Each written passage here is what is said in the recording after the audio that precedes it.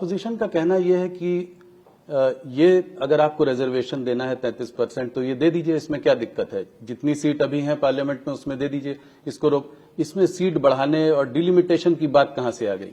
Delimitation को लेके पहले आप है कि डिलिमिटेशन पर गृह मंत्री जी ने हाउस के फ्लोर पे कहा, ये डिलिमिटेशन किसका बनाया हुआ है? ये उन्हीं का बनाया हुआ चीज है। क्या उनको अपने बनाए हुए कानून पे भरोसा नहीं है?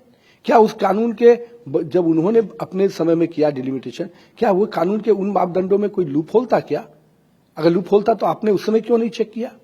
और आज हम कह रहे हैं कि आप ही के बनाए हुए डिलिमिटेशन से हम आगे बढ़ना चाहते हैं, और आज बढ़ते तो हमारी आदिवासी को अधिक संख्या में हम हिस्सेदारी दे रहे थे। आज अगर हो जाता तो देश भर के सभी राज्यों में, और 800 से अधिक में, वो तो 33% उसकी कितनी संख्या में महिलाएं आती। मेरा ये कहना है कि वो जो खेल खेल रहे हैं कि ऑब्वियसली ये अनुपात जब होता तो किसका परेशानी होती। आज हमने साउथ और नॉर्थ की जो खेल उन्होंने खेला, उसको भी प्रधानमंत्री और गृह मंत्री जी ने जितने बढ़िया से हाउस फोरम पे कहा कि आप आइए ना, हम अमेंडमेंट करके आपको और संतुष्ट करने को तैयार है। लेकिन उनका विषय संतुष्टि नहीं है, उनका नकारात्मक सोच है, और जिस सोच के साथ उन्होंने इतनी बड़ी संख्या में महिलाओं की हिस्सेदारी को रोका।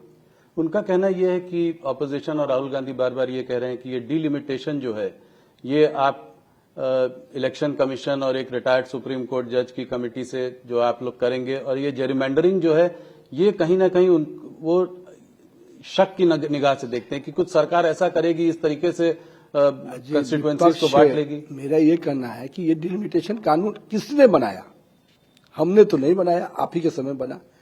और इस कानून के दायरे में जो चीजें आती हैं, इसके पूरे फॉर्मूला है, कोई इसमें चेंज नहीं कर सकता उसके। फिर वो, और ये पूरे हाउस में आने वाला था, इसमें ऑल पार्टी की कमेटी के मेंबर होते हैं, हर संसदीय क्षेत्र में कमेटी होती है। ये कहीं कोई ऐसा फॉर्मूला नहीं है जो पहले नहीं बना है। पीछे अगर डिलिमिटेशन है तो मैं तो पूछता हूं कि ये आप ही के बनाए हुए कानून पे आपको क्यों सवाल है?